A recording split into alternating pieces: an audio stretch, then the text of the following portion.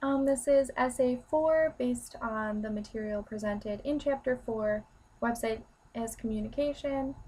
I decided to use Craigslist for this essay just because I wanted an example that wasn't an excellent example of a website. I wanted something with some flaws, and Craigslist definitely has some flaws. The website communication model presents 5 areas of interest.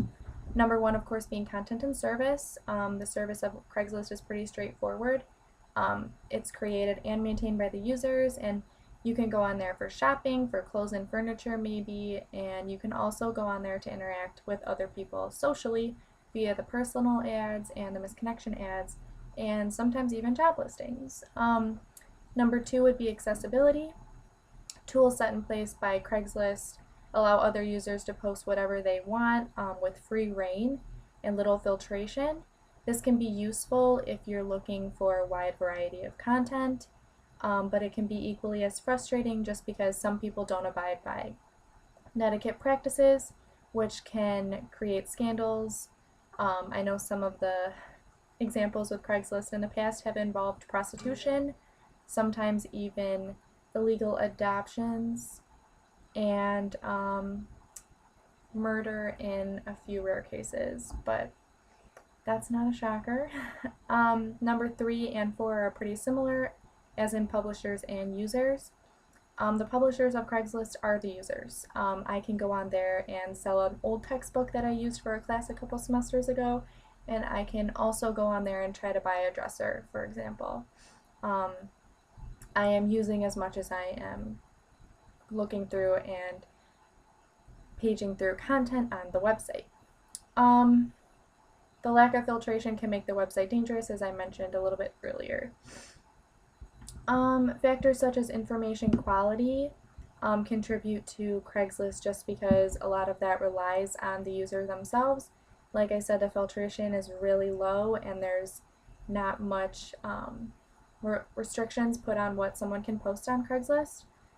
Like I said, this can be helpful and frustrating and dangerous at the same time. Localization is huge in Craigslist just because it offers the feature of zoning in on different areas and cities around the globe, not just nationwide. So I could go on Craigslist right now and look through postings in Canada if I wanted to and still be able to contact the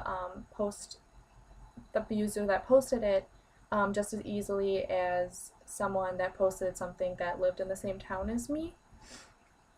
But a lot of these categorizations aren't just geographic locations, and it's also having to do with the website in general. So if I, let's say, was looking to buy a car, I could go in the automobile section, I could narrow down the city I was looking for, and I can also narrow down the model, just as you would on any other website. So those tools and localization practices are awesome and huge benefits of Craigslist.